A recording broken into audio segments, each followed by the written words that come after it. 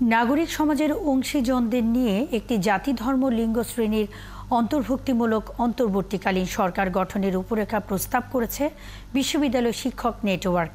এতে বলা হয়, এই সরকারের সদস্য নির্বাচনে আন্দোলনরত শিক্ষার্থীরা মুখ্য ভূমিকা পালন করবেন। সকালে ডিআরইউতে এক সংবাদ সম্মেলনে দেয়া এই রূপরেখার প্রস্তাব পাঠ করেন অধ্যাপক আনু মোহাম্মদ।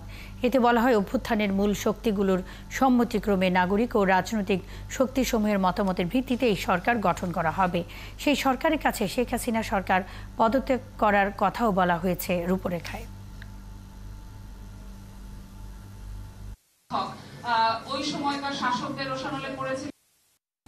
আমাদের এমন একটা সাংগঠনিক কাঠামোতে যেতে হবে যেখানে জনগণের সর্বজনের সার্বভৌমত্ব প্রতিষ্ঠিত হয়।